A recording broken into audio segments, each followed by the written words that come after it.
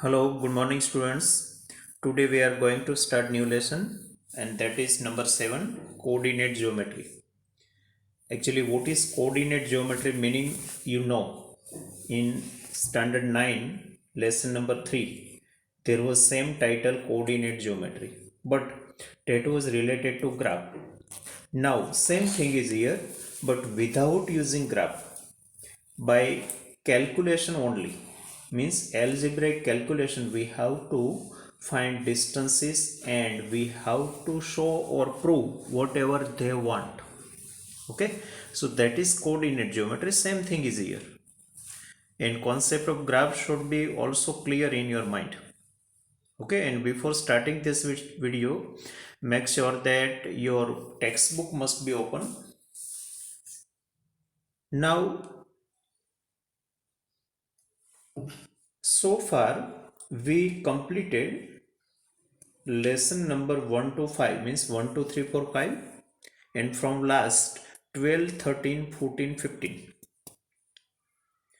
So 8 lessons, sorry, 5 plus 4, 9 lessons so far completed. Out of these 9 lessons, lesson number 1, 2, 3, 5, 14, 15 means 6 lesson you attempt in first test. So I hope you thoroughly revise all these lessons and all related topics for attending first test. Now remaining lessons which are completed but not asked in first test, that are 4, 12 and 13. 4, 12 and 13. Okay. So these lessons you have to revise because if you have not given weightage in those revision for first test preparation, then now you have to revise it. Okay, I hope you are getting my point. Okay बाकी जो हमने पूरा syllabus अब तक complete किया है इसका continuous revision होना चाहिए. अगर रिवीजन नहीं करो तो आपको पता है हमारी मेमोरी के हिसाब से, शॉर्ट मेमोरी के हिसाब से लॉन्ग टाइम तक अगर आप इसको रिवाइज नहीं करोगे तो शायद वो हमारी जो रैम होती है ना माइंड में, रैम में से निकल जाएगी, इवेपरेट हो जाएगी. तो रैम में जो सेव हुआ है इसको आप हार्ड डिस्क में सेव करना पड़ेगा. समझ रहे हो? हार्ड डिस्क में सेव करेंगे, कैसे करेंगे? कंटिन्यूस रिवीजन से, वरना वो ऐसे ही उड़ जाएंगे. Okay, so now onwards you know new lessons also, you studying new lessons also.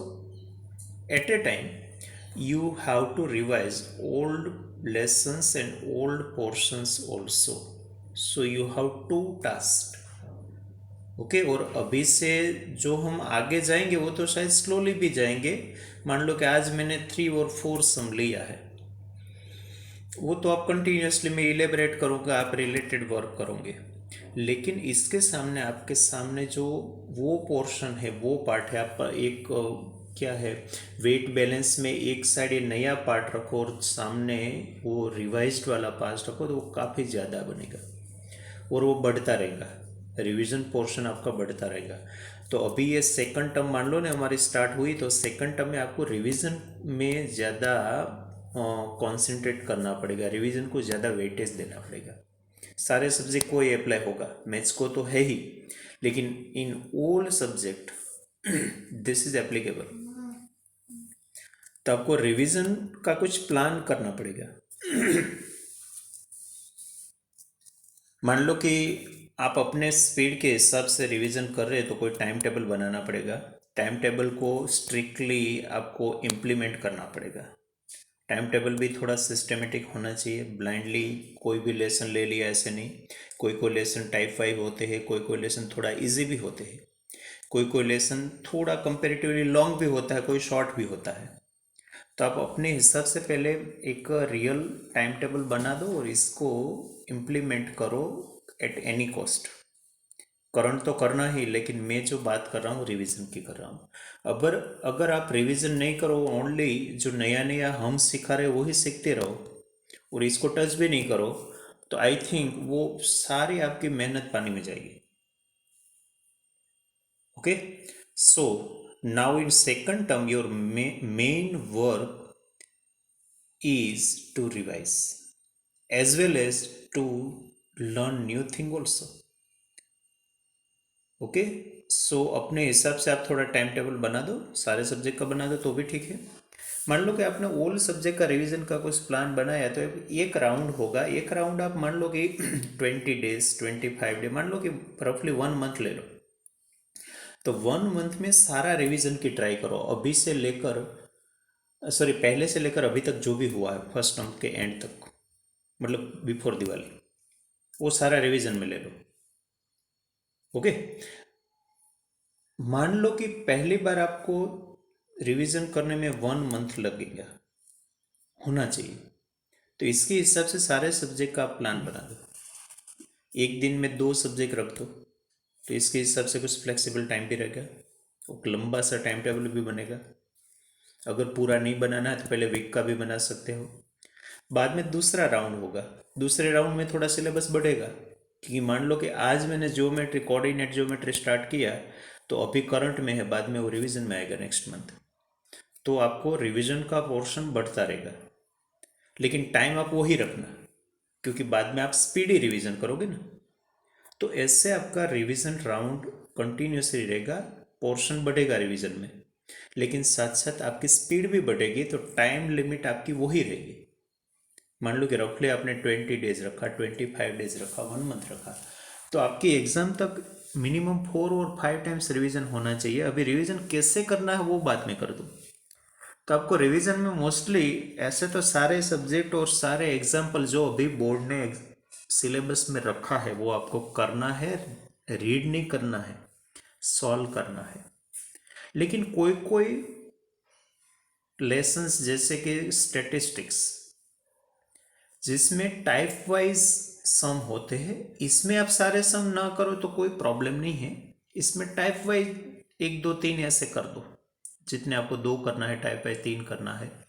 आप सेटिस्फाई हो तो, या तो आप एक्सपर्टाइज ना करो तब तक वो इतने सम करो, समझ गई। तो मतलब आपको थोड़ा सिस्टमेटिक साइंटिफिक रिवीजन करना है, और सेम टाइप का सम आए तो एक बार आप सॉल्व पूरा किया तो दूसरे आप जस्ट ओवरलुक, मतलब ऐसे देख भी आगे बढ़ सकते हो। लेकिन एक भी सम रहना नहीं चाहिए जो हमने सिलेबस में रखा है वो। अभी हम जो निकल गया इसकी बात नहीं करेंगे, वो तो स्कूल रीओपन होने के बाद आपको और मुझे करनी है, अभी नहीं। अभी हमें वही कॉन्सेंट्रेट करना है जो सिलेबस में है। अंडरस्टूड? ओके, तो ये मेरी जो बात थी अभी तक, जो related to study, related to revision. मतलब मैंने नया टॉपिक स्टार्ट कर दिया, लेकिन बाद में बात हमने दूसरे ट्रैक पर आ गया हूँ। अभी हम बात करते हैं हमने जो स्टार्ट किया वो, इसमें डिस्टेंस फॉर्मूला आप देख सकते हो। डिस्टेंस फॉर्मूला है क्या, तो आपके पास 2 पॉइंट है, तो 2 पॉइंट के बीच में डिस्टेंस कितना है। मान लो कि आपके पास ग्राफ पेपर है, मैं बोलूँ कि ये पॉइंट और ये पॉइंट, तो आप क्या करोगे, पहले दोनों को प्लॉट कर दोगे, प्लॉट करके स्केल से मेजर कर दोगे, तो आपको कितना सेंटीमीटर है वो आपको पता हो जाएगा। लेकिन वो ग्राफिकली है, आपको ग्राफिकली नहीं, विदाउट यूजिंग ग्राफ, यहाँ कहीं पर ग्राफ का यूज नहीं है। तो ऐसे ग्राफ रिलेटेड टॉपिक है लेकिन ग्राफ नहीं है, समझ गए। तो आपको डिस्टेंस कैसे फाइंड करना है, मैन्युअली नहीं, कैलकुलेटिव। तो इसकी फॉर्मूला है, आप देख सकते हो। पहले तो 2 पॉइंट होना चाहिए तो ही डिस्टेंस की बात आएगी। 2 पॉइंट के दो दो मतलब 4 कोऑर्डिनेट्स होना चाहिए। कोऑर्डिनेट्स को वहाँ हम symbol x1 y1 x2 y2 दिया है। तो आपको ए बी के बीच का डिस्टेंस ए बी जो फाइंड करना है तो क्या करना पड़ेगा। ओके, सॉरी मैंने थोड़ा मिस्टेक किया है वहाँ पर, वो थोड़ा करेक्ट कर लो ना आप। Actually x1 minus x2 y1 minus y2 है, वो आप करेक्ट कर दोगे। आपको लिखना भी है वो, और लिखोगे ना तब भी आपको ये करना पड़ेगा, मैं आपको बता दूँ। एक्चुअली मैंने मिस्टेक यहाँ की है ना, वो दूसरे एक कॉन्सेप्ट को मिक्स कर दिया है। मैं आपको बता दूँ, ये x1 माइनस x2 आएगा, मतलब दोनों एक्सेस का डिफरेंस होगा, और यहाँ y1 माइनस y2 आएगा। समझ गए? ऐसे मैंने बाद में क्या किया वो तो बाद में बता दूँ। तो मतलब एक्स एक्स का डिफरेंस और वाई वाई का डिफरेंस, आपस में डिफरेंस नहीं लेना है, और एक्स और वाई का। So x1 minus x2 whole square, y1 minus y2 whole square. Okay, तो ये करेक्शन करो, और बाद में मैंने जो लिखा ना वही फॉर्मूला है, लेकिन मैंने लेफ्ट साइड में ए बी की जगह ए बी का स्क्वायर कर दिया, तो राइट साइड में से वो स्क्वायर रूट की साइन निकल गई। हम मोस्टली ऐसे यूज़ करेंगे, क्योंकि हम बार बार क्यों वो लंबी सी साइन लगाए। मान लो कि 5 स्टेप आया तो 5 स्टेप में हमें एक करना पड़ेगा। तो इससे बेहतर हम पाइथागोरस थ्योरम में करते हैं ना, ऐसे ही बिल्कुल। पहले स्क्वायर फाइंड कर लो, बाद में लास्ट स्टेप में इसका रूट निकालो। तो ये आप करेक्शन कर दोगे, ऐसे नहीं लिखोगे, वरना आप भी गलत सीखोगे और कोई भी बोलेगे सर तो गलत सिखा रहा है, फॉर्मूला नहीं आती। जैसे x1 माइनस x2 पहले, और बाद में y1 माइनस y2, मतलब आपस में x का और y का डिफरेंस है, तो आप याद रखोगे। और ऐसे करेक्ट करके आपको बुक में लिखना है। हम पहले नहीं इंपॉर्टेंट नोट्स लिखते हैं, इंपॉर्टेंट पॉइंट्स लिखते थे ना, ऐसे ही आपको लिखना है। और बाकी के लेसन के भी ऐसे ही है, तो मैं एक साथ दे दूंगा आपको। तो ये समझ गए आप। और यहाँ और एक बात समझ लो कि आपको इसका यूज करना है फॉर्मूला का, तो पहले x1 लो या x2 लो, x1 x2 y1 y2 तो आप दे रहे हो ना नंबर। तो कैसे भी डिफरेंस लेना है, पहले इसमें सीक्वेंस का कोई इंपॉर्टेंट नहीं रहेगा, क्योंकि ऊपर स्क्वायर है। मान लो कि 2 और 5 है, तो मैं 5 माइनस 2 करूँ तो 3, 3 का स्क्वायर 9। 2 माइनस 5 करो तो -3, तो -3 का स्क्वायर भी 9 ही होगा। तो सीक्वेंस का कोई इंपॉर्टेंट नहीं है, इसलिए हम ऑलवेज बिगर माइनस स्मॉलर लेंगे। हम पहले बिगर लेंगे, बाद में स्मॉलर लेंगे। ओके, इसका मैं आपको एप्लीकेशन ही बता रहा हूँ कैसे इसका यूज हो रहा है। देखो यहाँ पर ये 7.1 का फर्स्ट सम मैंने किया है। Find distance between given points, तो पहले 2 3 4 1 ऐसा रखा है। वो फॉर्मूला के ऊपर लिखनी नहीं है, सिर्फ डायरेक्ट इसका यूज ही करो। तो मैंने देखो साइड में ये भी नेम दे दिया, आप PQXY जो भी नेम देना है वो दे दो। ओके, पहले किसी को भी लिखो, बाद में किसी को भी लिखो, कैसे भी लिखो, कोई इंपॉर्टेंट नहीं है। बाद में हम एक बात याद रखें, हमारा रूल खुद का, ऐसा कोई स्ट्रिक्ट नहीं है रूल, लेकिन हम बिगर माइनस स्मॉलर ही करेंगे ऑलवेज। तो कभी नेगेटिव नंबर आएगा नहीं। ओके, और आएगा तो कोई प्रॉब्लम नहीं होगा, लास्ट आंसर तो वही रहेगा, क्योंकि स्क्वायर इज ऑलवेज पॉजिटिव। तो मैंने देखो 4 माइनस 2 3 माइनस 1 किया, तो पहले बी पहले लिया, ए बाद में लिया, बाद में 3 1 में पहले लिया, इसका कोई इंपॉर्टेंस नहीं है, दोनों नंबर आ जाना चाहिए। तो हम ऑलवेज बिगर माइनस स्मॉलर लेंगे। तो देखो 4 माइनस 2 2, 3 माइनस 2 2, और दोनों का स्क्वायर, तो 4 प्लस 4 8, लेकिन वो ए बी स्क्वायर है। आपको ये भी फाइंड करना है, मैंने बोला था ना हम पहले रूट नहीं लगाना है, इसलिए ए बी स्क्वायर फाइंड करेंगे, बाद में ए बी करेंगे। तो देखो 2√2 कैसे हुआ 2√2, क्योंकि 8 का रूट नहीं निकलेगा, लेकिन 4 2 8 करो तो इसमें से 4 का रूट निकलता है। वो आपको पता है, हम बार बार ऐसे ही करते हैं, पूरे का नहीं निकलता है तो आधे का निकालते हैं। So answer is 2√2। तो ए और बी दो पॉइंट है, इसके बीच का डिस्टेंस आपको मिल गया। ऐसे नंबर सेकंड देखो, -5,7 -1,3। तो मैंने ऐसे ऊपर नीचे थोड़ा लिख दिया, तो मुझे पता हो जाए कि पहले x का और y का डिफरेंस लेना है। तो मैंने देखो पहले -1 + 5, क्योंकि -1 और -5 में पहले बिगर कौन है, -1। तो पहले कोई एक को ले लो, तो -1 मैंने पहले लिया, बिगर था ना, तो -1 + 5। बाद में 3 -7 किया, एक्चुअली 7 -3 होना चाहिए वहाँ पर। ओके, लेकिन कोई प्रॉब्लम नहीं होगा, आगे पीछे करने से कोई प्रॉब्लम नहीं होगा, क्योंकि लास्ट में तो पॉजिटिव नंबर ही आने वाला। तो वो बन गया 4 square plus -4 square, so again 16 + 16 32। लेकिन 32 वो हमारा आंसर नहीं है, क्योंकि ये डिस्टेंस का स्क्वायर है, डिस्टेंस नहीं है, हमें डिस्टेंस फाइंड करना है। तो ए बी इक्वल टू 4√2। समझ गए, वहाँ भी 16 2 जा 32 आता है ना, रूट नहीं निकल रहा, नहीं निकलता है तो आधे का निकालते। तो बहुत इजी फॉर्मूला है डिस्टेंस फॉर्मूला। करना क्या है आपको, एक्स एक्स कोऑर्डिनेट्स का डिफरेंस लो, स्क्वायर करो, वाई वाई कोऑर्डिनेट का डिफरेंस लो, स्क्वायर करो, दोनों को ऐड करो। ओके, तो sum of squares of difference, sum of squares of differences, और लास्ट में रूट लेना भूलना नहीं है। यहाँ अननोन में है, कोई बात नहीं। ऊपर भी देखो, वहाँ मैंने -1 +5 क्यों कर दिया था वो भी देखो सेकंड सम में, क्योंकि -1 माइनस माइनस, तो माइनस माइनस प्लस हुआ था, वरना आप समझोगे कि फॉर्मूला में कहीं पर माइनस प्लस है नहीं, प्लस कहाँ से है। सो -1 माइनस माइनस प्लस मैंने डायरेक्ट कर दिया। अब भी ऐसे कर सकते हो, सेकंड नंबर अगर नेगेटिव है तो सीधा नेगेटिव नेगेटिव पॉजिटिव हो जाएगा। थर्ड सम देखो, वहाँ पर भी मैंने देखो बिगर बिगर मैंने पॉजिटिव पॉजिटिव पहले लेना है आपको, क्योंकि वो बिगर है। तो ए माइनस माइनस है तो प्लस ए बन गया, ऐसे B minus minus plus B बन गया, तो 2a whole square plus 2b whole square, तो क्या बनेगा 4a² प्लस 4b²। 4 कॉमन ले लो, a² प्लस b², लेकिन इसका रूट निकालो, तो 4 का 2 बना, और जो ब्रैकेट में है ना a², इसका रूट नहीं निकलेगा। हाँ, अगर a² plus 2ab plus b² होता ना, या तो होल स्क्वायर होता तो निकलता, तो इसका a प्लस बी मत निकालना, इसका रूट नहीं निकलेगा तो पूरा ब्रैकेट पूरा बाइनोमियल अंडर रूट आएगा। ओके, क्योंकि वो होल स्क्वायर नहीं है कि रूट निकल जाए। तो ये डिस्टेंस फॉर्मूला का यूज़ कैसे करना है वो आप समझ गए। अभी हम हमारी बात जो थी वो कंटिन्यू रखें।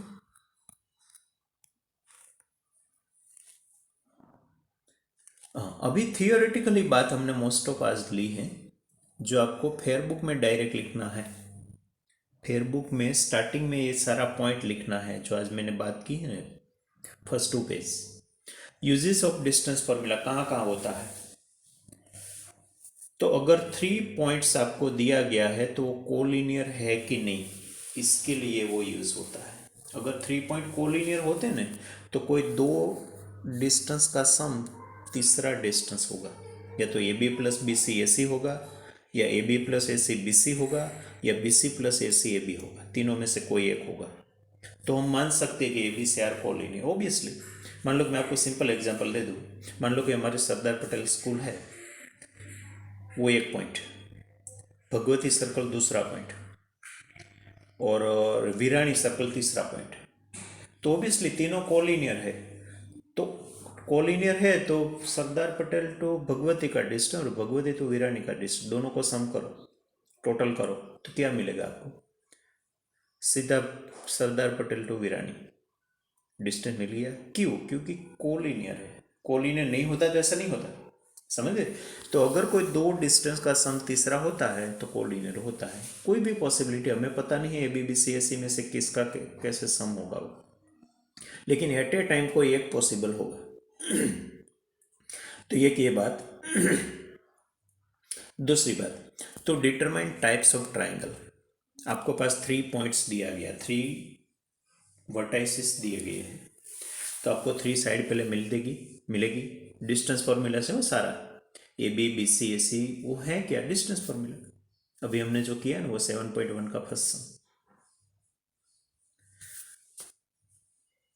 तो टाइप डिटरमाइन कैसे होगी, तो पहले तो मान लो कि ab² plus bc² is equal to ac², या तो ab² plus ac² equal to bc², या तो bc² plus ac² is equal to ab², मतलब तीनों में से कोई एक, मतलब 2 साइड का स्क्वायर का सम तीसरे साइड का स्क्वायर जितना हो, तो कौन सा ट्राइंगल बनता है आपको पता है, राइट एंगल ट्राइंगल। समझ गए। या तो वो लोग बोलेंगे कि given vertices are of right angle triangle और नॉट, तो अगर ऐसा पॉसिबल है, तीनों में से एक पॉसिबल बना, तो समझ लेना कि वो राइट एंगल ट्राइंगल के वर्टाइसिस हैं। समझ गए। यहाँ स्क्वायर का सम है, ऊपर देखना कोलिनियर में वहाँ ओनली सम था, 2 साइड का सम तीसरा था, यहाँ 2 साइड का स्क्वायर का सम तीसरे का स्क्वायर बन रहा है, तो दोनों में मिक्सअप मत करना, first point A and B में। ओके, अगर कोई 2 साइड इक्वल है तो आपको पता है आइसोसेलेस ट्राइंगल बनता है। मान लो कि ए बी और बी सी इक्वल है, या तो बी सी और ए सी इक्वल है, या तो A B and A C equal है, एनी वन, तो आप प्रूव कर सकोगे कि वो आइसोसेलेस ट्राइंगल है। तीनों तीन इक्वल हैं तो इक्विलेटरल, मतलब वो ज्योमेट्री का रिवीजन ही है, नथिंग न्यू। ओनली डिस्टेंस कैसे फाइंड करना वो नया है, ये सारे कॉन्सेप्ट आपको पता है। अगर कंडीशन 1 और 2 दोनों साथ में पॉसिबल है, 1 और 2 मतलब समझ गए, यहाँ देखो राइट एंगल ट्राइंगल भी है और आइसोसेलेस भी है, तो दोनों मिक्स में, मतलब वो triangle isosceles right angle triangle बन जाएगा। पॉसिबल हो सकता है, आइसोसेलेस भी हो सकता है, राइट एंगल ट्राइंगल भी हो सकता है। तो ऐसे दोनों कंडीशन अगर सेटिस्फाई हुई है तो हम बोल सकते हैं कि वो आइसोसेलेस राइट एंगल ट्राइंगल है। तो मतलब कोई भी ट्राइंगल दिया गया है तो आप इसकी टाइप डिसाइड कर सकते हो।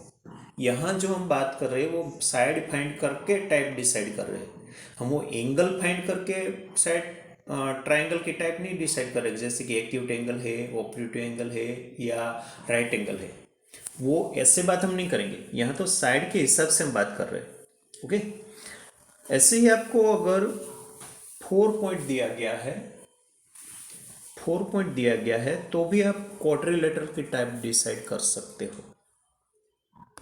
4 पॉइंट, पहले तो 4 पॉइंट आपके पास है ना, तो आपको 6 साइड फाइंड करनी पड़ेगी। 3 पॉइंट होते हैं तो 3 ही साइड बनती है, 4 पॉइंट होते हैं तो टोटल 6 साइड बनेगी। देखो ऊपर भी एक फिगर है, A B B C C D D A 4 side और 2 डायगोनल। तो पहले तो आपको जैसे ही 4 वर्टाइसिस मिले, मतलब वो क्वाड्रिलेटरल की बात करें, तो पहले 6 टाइम्स डिस्टेंस फॉर्मूला अप्लाई कर देनी है। ठीक से ध्यान रख के एक का कोऑर्डिनेट दूसरे में ना आ जाए ऐसे। ओके, बाद में आपको देखना, मैंने पहले देखो पैरेललोग्राम कब होता है इसकी बात की है, if A B equal to C D and B C equal to A D, मतलब ऑपोजिट साइड इक्वल है तो पैरेललोग्राम है, ऐसा डिसाइड होगा। ओके, आपको पता है वो प्रॉपर्टी, स्टैंडर्ड 9 याद करो थोड़ा। मतलब only opposite sides are equal, that quadrilateral is a parallelogram.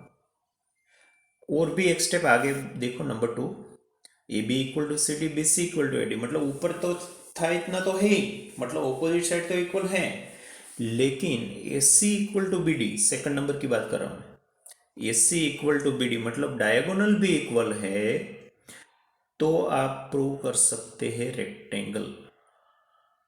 Okay, समझ गए। पैरेललोग्राम से भी आगे एक कंडीशन और भी सेटिस्फाई हुई तो रेक्टेंगल प्रूव होगा।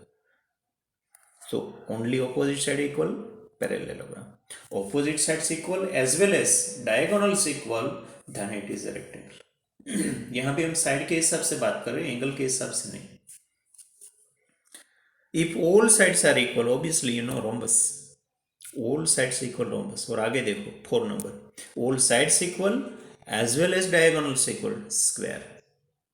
ओके, तो समझ गए आपको पैरेललोग्राम कैसे कैसे प्रूव होगा, रेक्टेंगल कैसे प्रूव होगा, रोम्बस कैसे प्रूव होगा और स्क्वायर कैसे प्रूव होगा। ओके, ये भी सारा रिवीजन है, तो ये आपको सारी कंडीशंस याद रखनी है, लिखनी भी है फेयरबुक में। और एक यूज, हम अभी यूज पढ़ रहे कि ये डिस्टेंस फॉर्मूला का यूज कहाँ कहाँ होगा, मतलब कैसे क्वेश्चन आपको मिलेगा। Number D, to find a coordinate of the point which is equidistant from two other points, मान लो कि ए एंड बी, तो मैं बोलूँ कि एक पॉइंट ए है, दूसरा पॉइंट बी है, और तीसरा पॉइंट पी ऐसा है जो दोनों पॉइंट ए और बी से इक्वल है, इक्वल डिस्टेंस पर है, तो obviously P A equal to P B होगा, P A equal to P B, क्योंकि P is equal from A as well as B। अगर P A equal to P B है तो आप P A square equal to P B square कर सकोगे, no problem. समझ गए। बस बाद में आप डिस्टेंस फॉर्मूला अप्लाई करो, ऑटोमेटिक आपको ये मिल जाएगा। लेकिन वो जो पॉइंट होगा ना, वो या तो एक्स एक्सिस का होगा या तो वाई एक्सिस का होगा। क्यों? आपको पता है कि एक्स एक्सिस पर वाई जीरो होता है, वाई एक्सिस पर एक्स जीरो होता है, तो ही आपको पूरा पॉइंट मिलेगा, वरना एक इक्वेशन में से दो वेरिएबल नहीं मिलेगा। ओके, इक्वेशन मिलेगा। तो ये तो आप बात की बात है, जब आएंगे तब देख लेंगे। लेकिन ऑब्वियसली इसमें से कोई एक कोऑर्डिनेट मिलेगा। हमारे पास टोटल 6 कोऑर्डिनेट्स होगा, ए का 2, बी का 2 और पी का 2। इस 6 में से कोई एक अननोन है तो हम फाइंड कर सकेंगे। कंडीशन क्या है वो आप देख सकते हो। टू फाइंड फाइंड एरिया और पेरीमीटर ऑफ स्पेसिफिक ट्राइंगल और क्वाड्रिलेटरल, वो भी आप यूज कर सकते हो, क्योंकि अभी आपके पास सारी साइड दी नहीं गई है। वर्टाइसिस के ऊपर से आप फाइंड कर रहे हो डिस्टेंस फॉर्मूला से, तो जो भी साइड का यूज होगा वो यहाँ भी यूज होगा। मान लो कि मेरे पास राइट एंगल ट्राइंगल है, तो बेस एंड एल्टीट्यूड नहीं है, लेकिन आप डिस्टेंस फॉर्मूला से बेस और एल्टीट्यूड ला पाते हैं, तो ऑब्वियसली पेरीमीटर या तो एरिया आप फाइंड कर सकते हैं। ऐसे क्वाड्रिलेटरल में भी कर सकते हैं, समझ गए। तो ये भी यूज होगा। Number F, to find a coordinate if distance between two point is given. A coordinate मतलब समझिए, ऊपर भी मैंने डी में भी लिखा, देखो to find a coordinate. A coordinate का मतलब मैंने तभी बोला था कि एक ही कोऑर्डिनेट मिसिंग है। मतलब मान लो कि एक्स एक्सिस का पॉइंट है, तो इसका एक्स कोमा 0 होता है कोऑर्डिनेट। कोऑर्डिनेट तो क्या है वो तो पता है ना, लेसन नंबर 3 और 4 याद करो।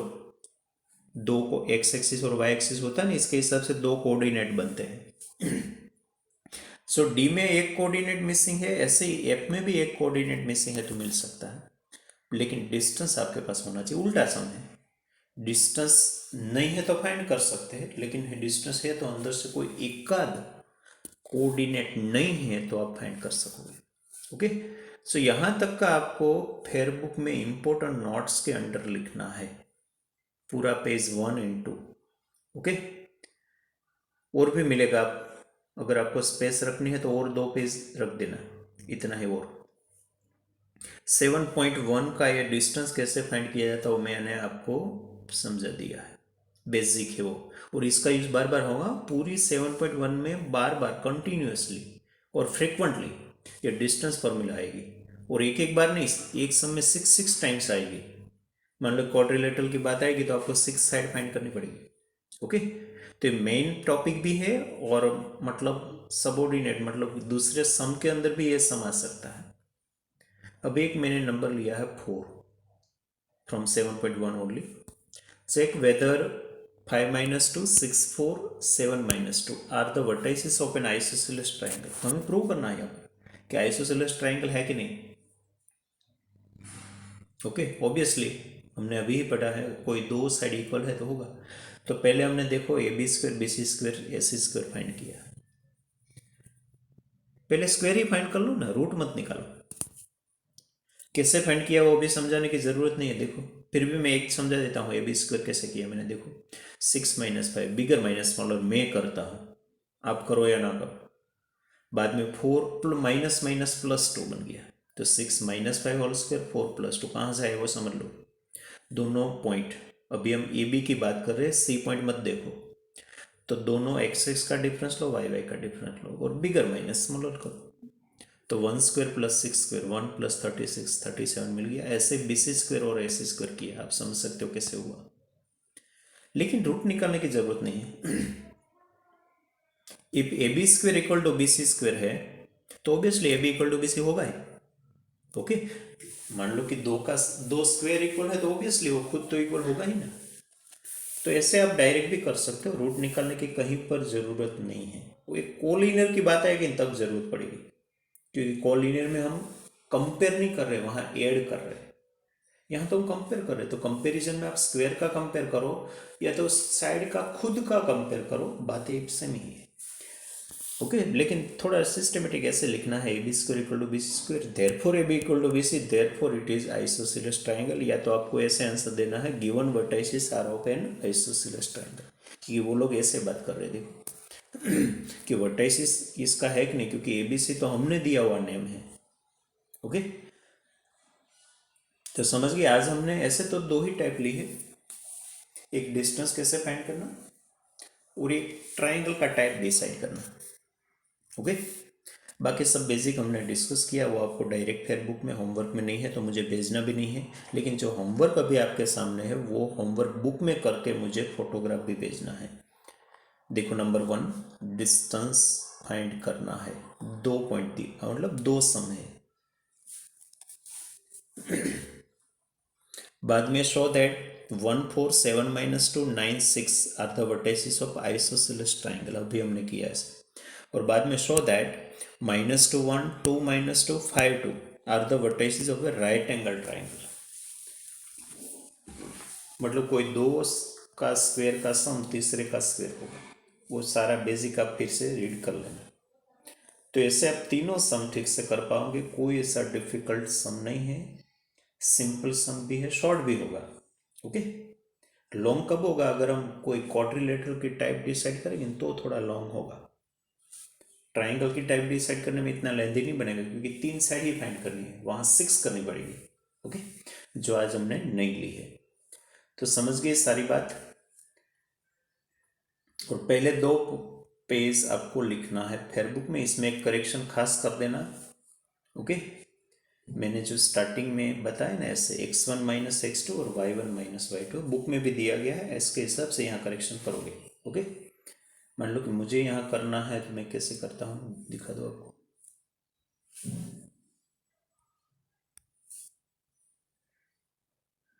ये x1 minus x2, y1 minus y2। Okay, तो ये दोनों गलत थे, वो 2 कोऑर्डिनेट ऐसे करना है, ऐसे ही यहाँ होगा। Okay, so I hope you understood everything we discussed today, and you understood and you convinced of the point which I discussed at starting about revision. Okay, और आपको इम्प्लीमेंट करना ही पड़ेगा, वरना कोई रास्ता नहीं है, क्योंकि रिवीजन मेन है अभी। ओके, बस आज तो हम इतना ही रखते हैं, कल से देखेंगे, हम आगे बढ़ेंगे और थोड़ा टेक्स्ट बुक का ही ज़्यादा से ज़्यादा सम करेंगे। Thank you.